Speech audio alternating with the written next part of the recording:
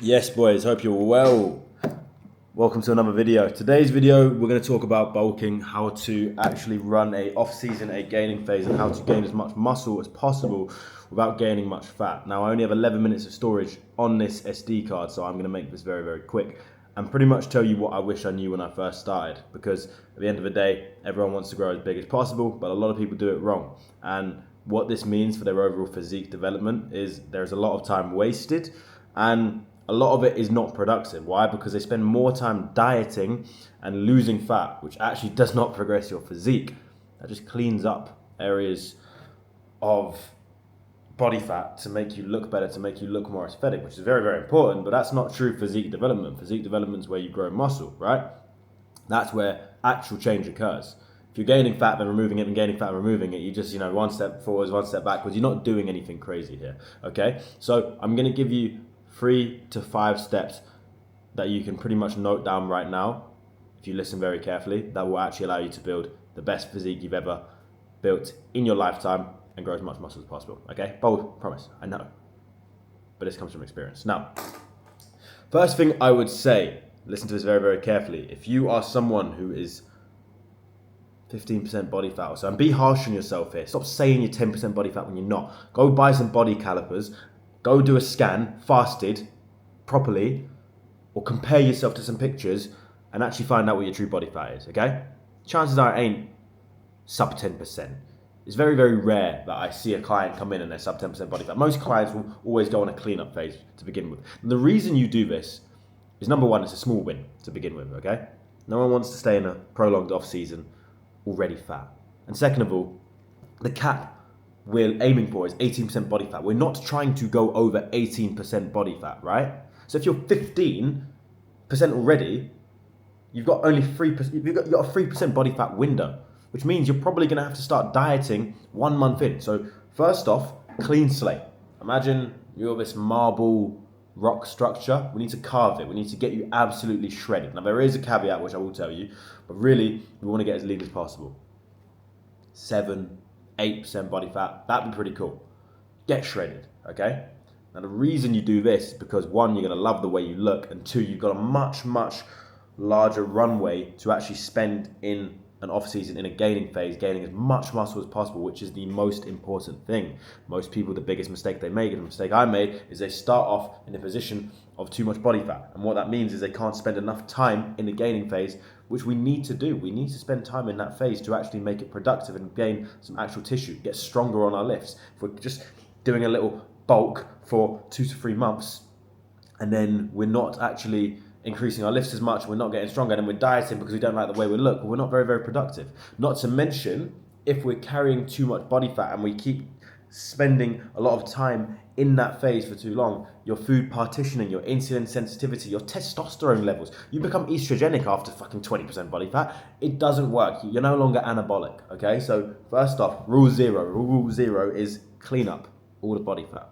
Get to a point where you have a clean, blank canvas, sub 10% body fat, and you will do yourself a very, very big favor. The only caveat there is if you're just starting out in the gym and you've always been skinny all your life and you don't have much muscle at all, then just fucking send it. Who gives a fuck about body fat or whatever? You don't want it. You need to build muscle, okay? But if you're someone who's been training for a year or two, you fucked around, and now you really want to start to carve an aesthetic and elite physique, then this is what you do, okay? Then after that, the most important thing post-diet is the reversal phase. Now, this is where you will literally want to eat everything. Your hormones, your hunger levels, your ghrelin and leptin is fucked up. So, in order to make sure that you manage this reversal, there needs to be as much, if not more, discipline than there is in the deficit. And I mean, again, how good of a result you get here is contingent on 2 things. One, your adherence and your ability to actually go 100% all in. The guys who win are the guys who are very, very meticulous, who track everything by the gram, who do everything properly. And if you have a coach who actually helps you with that as well, that's going to be a massive factor. Now, you can do this like tracking intuitively, not actually tracking your calories and stuff, of course. But I'm talking from a bodybuilding perspective to get the fastest and best results. If you want to do it, then everything needs to be meticulous, obviously, in the deficit, and those standards need to correlate and come into the reversal. Because what most people do is they get this first win, they get into the leanest shape of their life, they get amazing amazingly lean. They get an amazing physique, right? And then they get complacent and they go, oh, okay, now we can eat loads. But what you've got to understand is you're just going to put all of that fat back on and we're going to have to go into a diet again. So this becomes really, really hard because we're now increasing food and there's going to be a little bit more balance. For example, you might have gone down to 2,200 calories at the lowest of your deficit. We might put you back up to 2.6 just to really kind of slowly bring you back to maintenance calories. But with that extra food, you're still going to be very, very hungry. You're still going to find it very, very easy. And that's because your hunger hormones are all over the place. So it's very, very important that you manage this here, okay? You're going to see an increase in glycogen that first week, but after that, you're really looking for no more than 0.6 kilogram of body weight per week. Any more suggests that you're gaining excess fat, and that is not what we want to be looking for because, again, that's going to result in us dieting down again. And any lower, well, we can probably increase calories as such. However, there is a very, very important caveat at the end of the day. The title of this video is how to lean bulk, how to gain size without gaining fat. So the first thing is aim for no more than 0.6. But a big mistake a lot of people make, a lot of people who are kind of new to the gym, I made this mistake as well. Now I understand that this is not what you want to be doing, is simply relying on a calorie surplus to provide growth. And it's very, very misleading because like I said, we're aiming for 0.6 kilogram of gain per week. However, we can eat in a surplus, be shit at training and still gain that weight and just pretty much fool ourselves into thinking, okay, we're gaining weight, we're getting stronger, but really you're just gaining fat and then you diet down and you look the same. Again, a very, very important reason why we need to have a look at progress pictures as a tool as opposed to just a weight metric. Weight is a great tool, but the real one is making sure that you're lifting with 10 out of 10 execution and accuracy. Never try and progress the weight until you've got like 10 out of 10 arm path movement, and that will come with time. But there is a study that shows that a 5% improvement in overall exercise execution, tempo, and accuracy actually correlates to around like 20% to 30% increased muscle growth. Because as you start to add more weight to that with the correct movement, you're going to get a lot better. So this is where you really, really want to try it. And ideally in a deficit, you try and perfect your form here because you can actually do a bit of a recomp and you can use this as a bit of time to practice. You don't want to practice when the stakes are higher, when you are eating more calories and you can actually be gaining more here. So you want to basically make sure that your training, your tempo, and your accuracy is all perfect. And then you've got a tracking system in place that allows you to increase and improve every single week so you can get stronger. And if you have that evidence that you're getting stronger each week and it's not ego, it's actually stronger form clips, you're analyzing them and the form, everything is getting better, then you can be sure that you're gaining muscle. And it's really, really important that you have that standard. You know that your training is exactly where it needs to be. You know that your negatives are 4 seconds. You're actually doing it at the right tempo. You're not just doing this, you're slowly bringing the weight down and you're thinking about what you're doing. Doing that, training is a complete failure. Having people push you to your limits with added food, that's what's going to get you massive. And one thing that I make sure I do with all clients is I check their training, I check their form clips, and I don't just add more food. Most people would add more food, but if your training isn't there, then that food is not going to go anywhere. It's just going to be stored.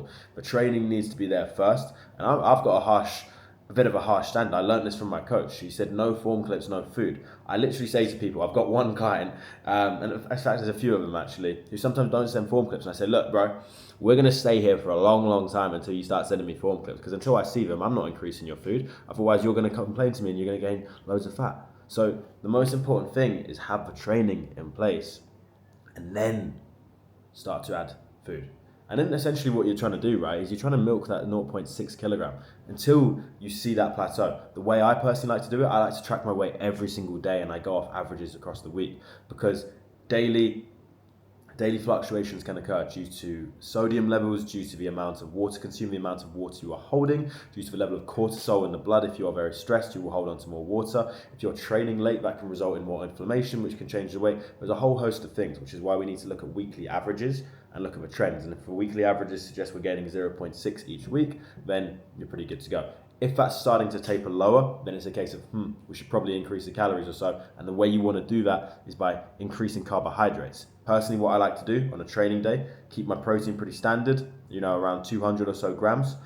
I keep my fats really at baseline, which means the remainder of my calories are carbohydrates. On my rest days, I like to increase the fat intakes just to optimize hormonal levels, helps with testosterone, more eggs, more salmon, all of that. Protein stays the same. And then essentially when I want to progress the plan, I increase more carbohydrates. That is what I do.